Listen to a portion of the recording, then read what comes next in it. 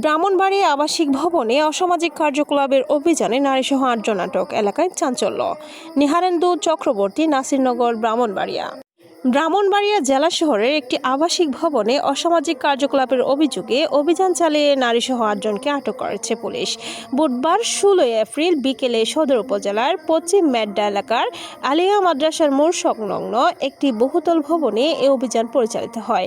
Police জানায়, গোপন সংবাদের ভিত্তিতে সদর মডেল থানা পুলিশ ও স্থানীয় পুলিশ ফাঁড়ির একটি দল অভিযান চালায়।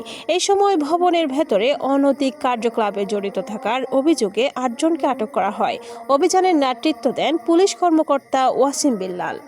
আটককৃতদের মধ্যে রয়েছে সরাইল উপজেলার হাবলিপাড়া এলাকার জজ মিয়া ৫০ বছর, মাহমুদা ৬০ বছর ও কনা, নন্দনপুর এলাকার পুতুল ৩৫ বছর ও বকুল বেগম ৩২ বছর, সরাইল বিন্নাবাজারের জান্নাত ২৬ বছর, হবিগঞ্জ জেলার মাধবপুর উপজেলার টুনি বেগম ৪০ বছর এবং নাসিরনগর উপজেলার শাকিলা বেগম ২৫ বছর।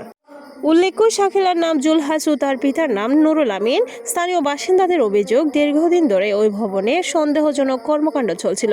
বিষয়টি নিয়ে এলাকাবাসীর মধ্যে অসন্তোষ বিরাজ করছিল।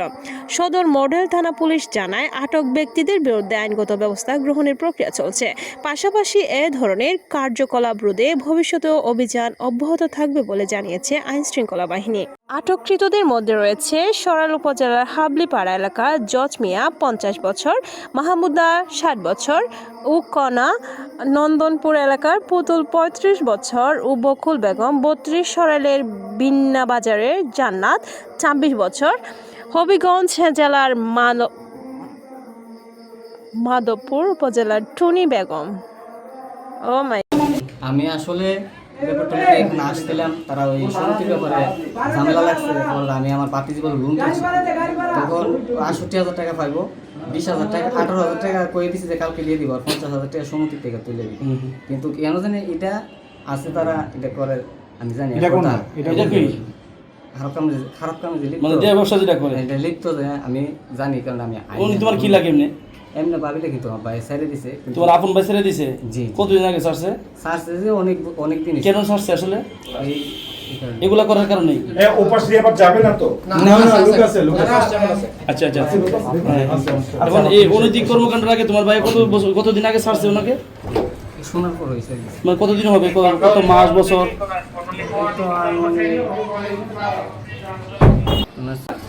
না, যে উনি তো মেয়ে পরিস্থিতি চলে, তুমি জানো না তোমার বাতিতে পরিস্থিতি, কিন্তু সে অপকর্মে লিপ্ত হয়। আমি তো এটা তো জানি তো আসি। আচ্ছা, বাকি যে মেয়েগুলো আছে ওরা কোথায় থাকে? তিনটা মেয়ে যাইছিল, ওর কাছ থেকে টাকা এনে রাখছে তারা। আমি কিন্তু ওইগুলো জানতে চাই না এই মুহূর্তে। জি। তারা কি জানে ওর মা যে অপকর্মে লিপ্ত? না, জানলে তো এটা করবার লাগে দিত না।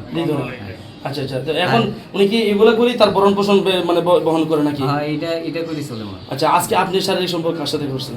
জি। আজকে কার সাথে সম্পর্ক হয়েছে আপনার? মানে দৈহিক চাহিদা কার সাথে মিটেছে? এখানে তো অনেকগুলো মেয়ে আছে, কোনটার সাথে আপনার সাথে সম্পর্ক হয়েছে, কার সাথে কথা হয়ে আসছে? আমার বললে একটু বলেন, আমি আপনাকে শুনে আপনি আমার এটা মাফ করবেন। আমার ছেলে, আমার মেয়েটা প্রেগনেন্ট, আমি হসপিটাল নেবার জন্য এরপর আমি তাড়াতাড়ি আপনার কোনো ক্ষতি করার জন্য না, আমি তো এগুলোর মেয়ে লিপ্ত না। আমার 3 মেয়ে, কোন মেয়ের সাথে আমি জানতে চাই। আচ্ছা, খারাপ কাজ করছেন না আপনি? কোন মেয়ের সাথে কোনো যোগাযোগ হয়েছিল আজকে? না, আমি কোনো মেয়ের সাথে, আমি তো ব্যাপারই না। আমি